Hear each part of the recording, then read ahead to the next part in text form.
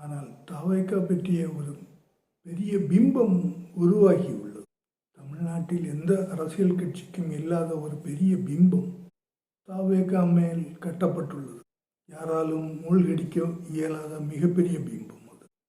அந்த பிம்பமே தாவேக்காவினுடைய பலமாகவும் எடுத்துக்கொள்ளலாம், பலகீனமாகவும் எடுத்துக்கொள்ளலாம் என்று சிலர் சொல்கிறார்கள். உண்மையில் அது ஊதி பெருக்கப்பட்ட பிம்பமாக இருக்கலாம். இந்த தேர்தலில் அந்த பிம்பம் உதவுமா என்றால் நிச்சயமாக யாராலும் பதில் சொல்ல இயலாத ஒரு கேள்வியாக மாறிவிடும்.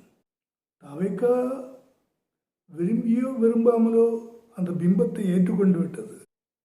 அந்த அதீதமான பிம்பத்தால் அவர்கள் முடிவெடுக்க முடியாமல் தடுமாறி கொண்டிருக்கிறார்கள் என்பது எல்லோருக்கும் தெரிகிறது. தாவேக்காவை ஒரு கூட்டணிக்குள் நுழைக்க கூட முடியாத அளவுக்கு மிகப்பெரிய பிம்பமாக இருக்கிறது.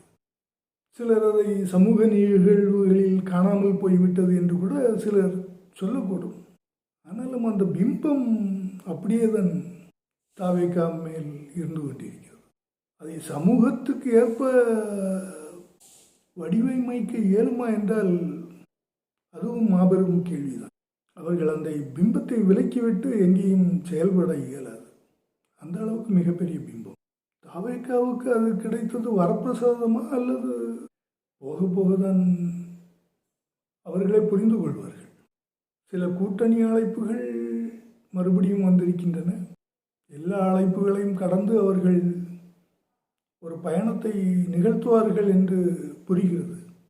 2026 அவ்வளவு சாதாரணமான ஒரு காலகட்டமாக யாருக்கும் இருக்கப் போவதில்லை. மிகப்பெரிய விளையாட்டு களமாக மாறிவிடும். தாவேக்காவினுடைய பிம்பம் மூழ்குமா என்பது விரைவில்